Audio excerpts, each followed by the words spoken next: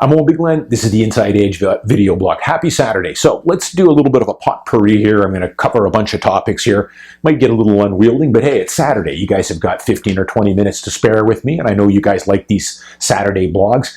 You know, I just got back from a 3.5-week vacation. I'm pretty energized again. I was down in Arizona as well as Southern California.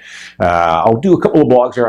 When I go away to these places, I always get some interesting stories. I meet lots of people, especially the kind of places I hang out. I mean, I don't talk a lot about my personal life here, but, you know, I'm fortunate enough that, you know, my wife and I, not much lately with COVID, but starting to travel a bit again. I was in Los Angeles in October for 10 days, and then I was down south again over Christmas time. I was in Phoenix, Arizona for a first week. I stay, if you guys are ever looking for a really great place to stay, I've been going to the Phoenician in Scottsdale for many years now. Incredible resort, not cheap. If you want to treat yourself, you know, it's a pretty luxurious retreat, but incredible pools. It's out in the desert. They've got a 15,000 square foot gym. I call it kind of a retreat for a week and relax, get some workouts in, some sun. But I always meet some interesting characters. I'll probably do some blogs on this later this spring. Met a couple of real estate guys when I was lazing around the pool having some beers, and a couple of interesting guys who are developers in Southern California that we kind of talked a little bit at the pool.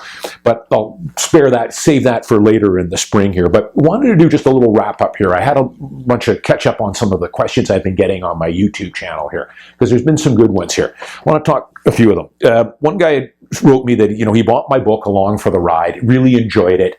He too likes to read and wanted to know, you know, what are some other books other than the ones I list in the back of my book here that I really like, or if I could, you know, come up with one book or two books, if that's all I could give you guys, what would those books be? He also wanted to know if I ever update my book, if I had considered updating it, and kind of just wanted to know, you know, I wrote it 6 years ago, you know, everything seems to be pretty good in there, but your investment philosophy, has that changed much in the last 6 years or so?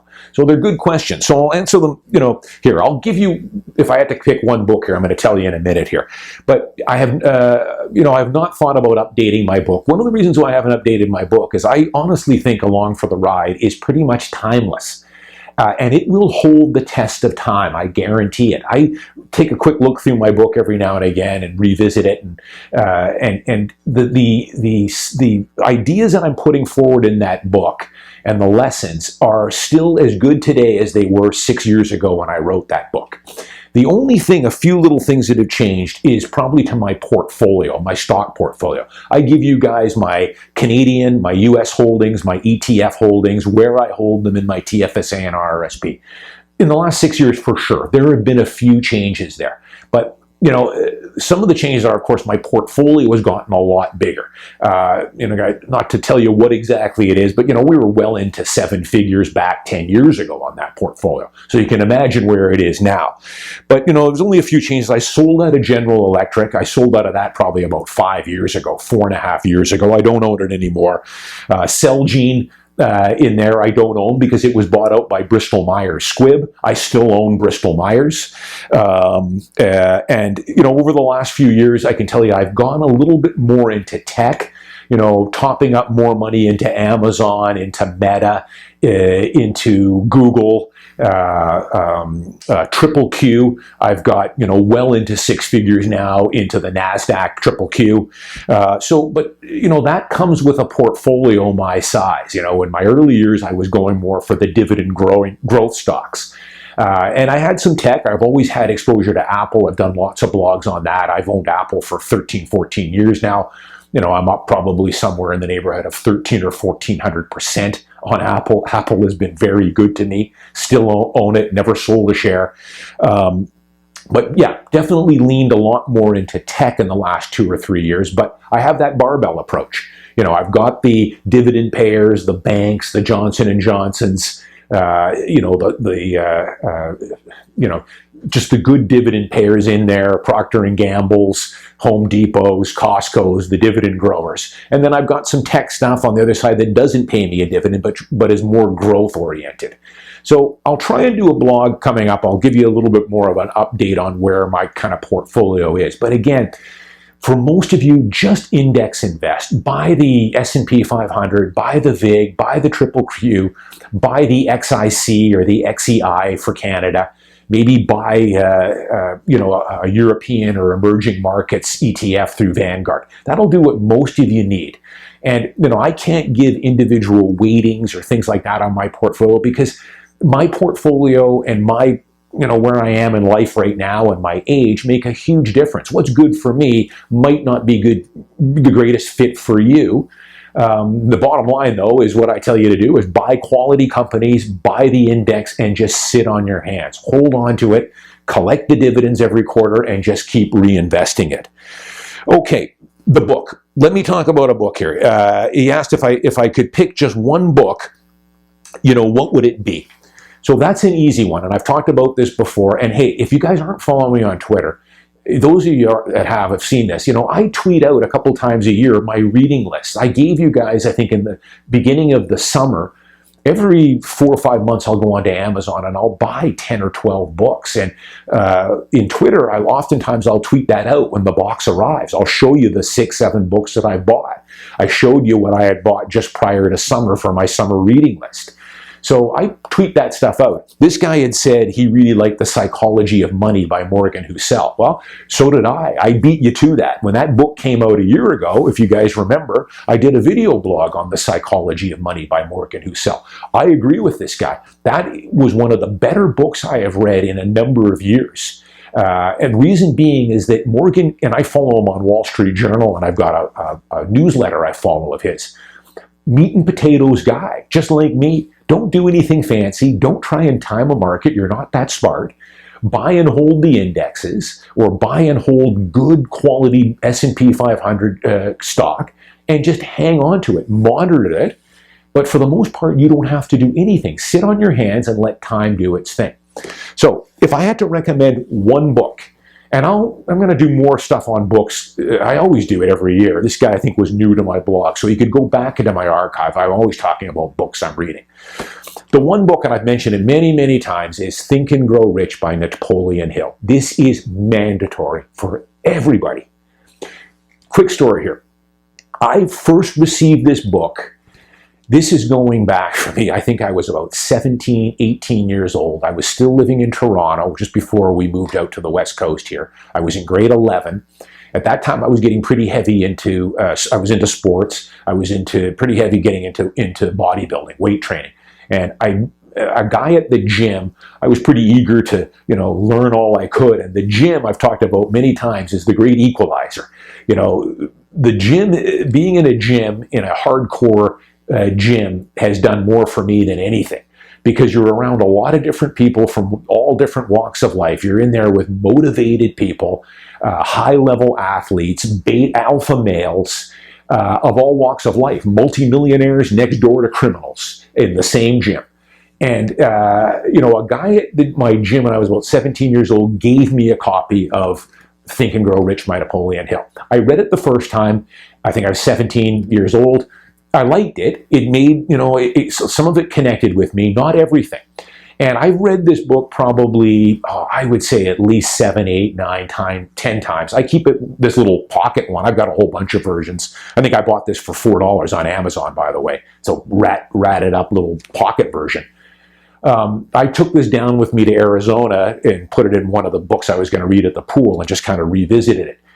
So it's one of those books that every few years I'll pick up and read a few chapters in. It's one of those books that probably took me 2 or 3 readings of it before it really started to click. The other thing that I'll tell you guys too, if you've read my book, every now and then I'll look back on my book, and when I was reading Think and Grow Rich here, I noticed how much stuff in here subconsciously I've got in my own book, my Along for the Ride.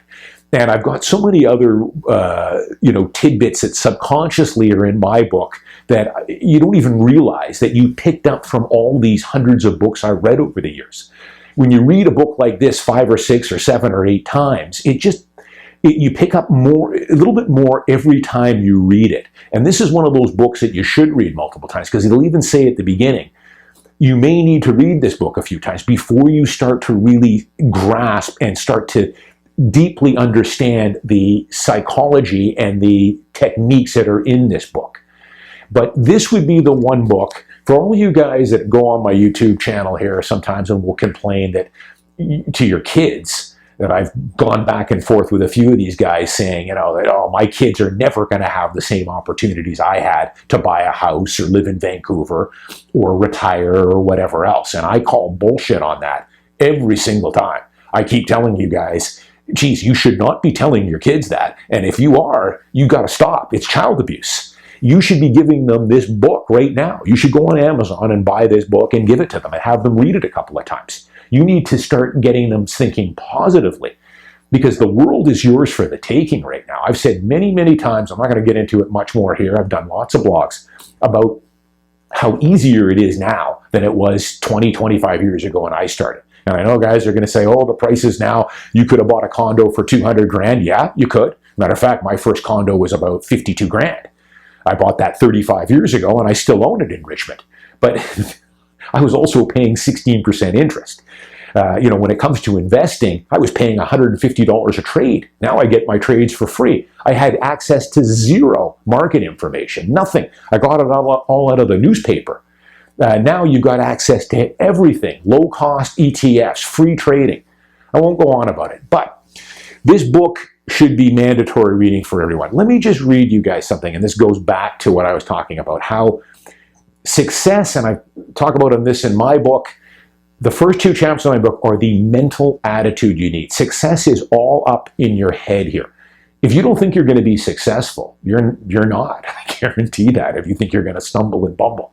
On the other hand, if you want to become successful and you have the right mindset, the positive, optimistic mindset, and you set the intention, and you have a passion, as well as you're not going on hope, you're going on desire. There's a hope.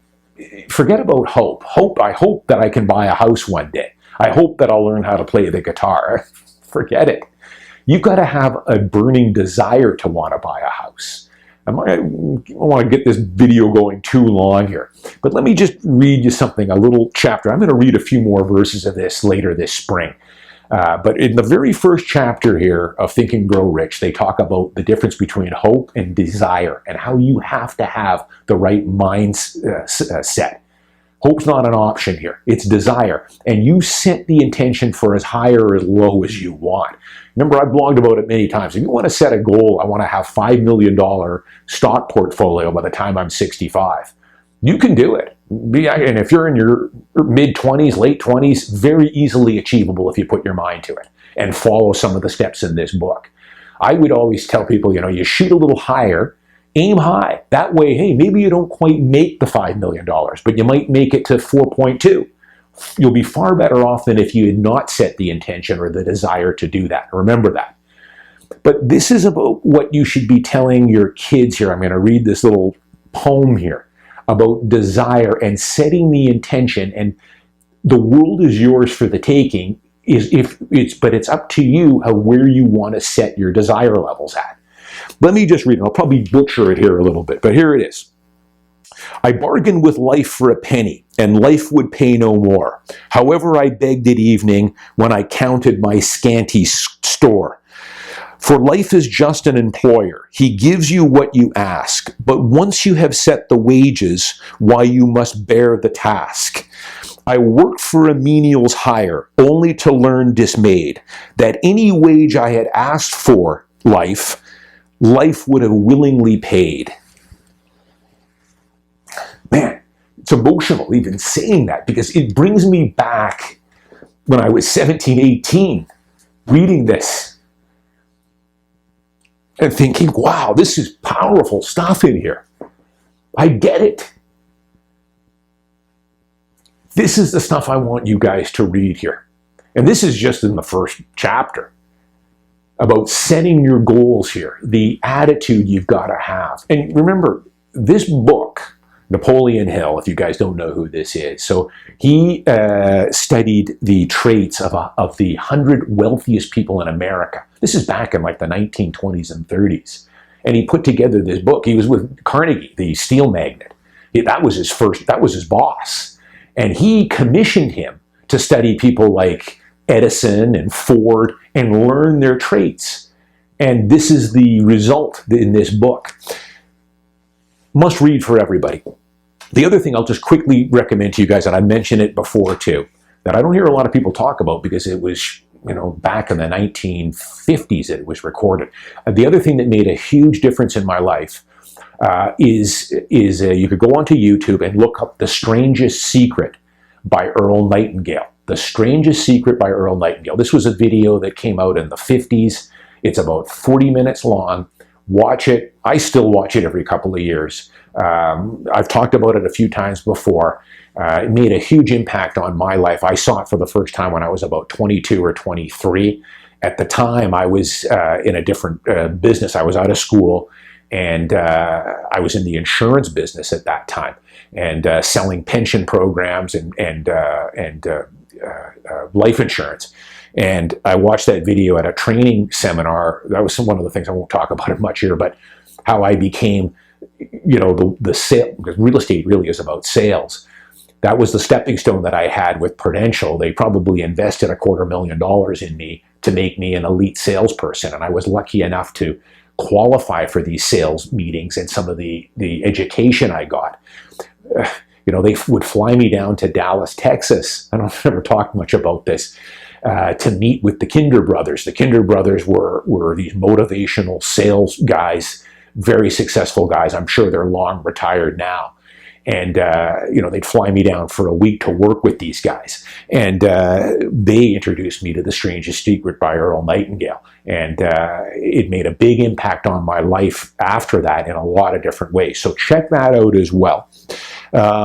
So we'll leave it at that. I got lots more I'll be talking about later this spring. I got lots of stuff I want to talk about. I've kind of been making a little bit of a notebook here while I was away. It's always good when I get away because I take a little bit of time to decompress, and it lets me review the year. And I'll read some newspaper articles and go online, meet some people, talk about things. So I've got lots of good stuff I'll tell you guys about as we move into the spring market here as well. So Think and Grow Rich by Napoleon Hill. I've talked about it many times. That's probably my one book that I would recommend you guys read. And I'll probably give you guys a few more excerpts from other chapters in this book as well as later this year. I'm Owen Bigland. Have a good weekend. I'll talk to you next week.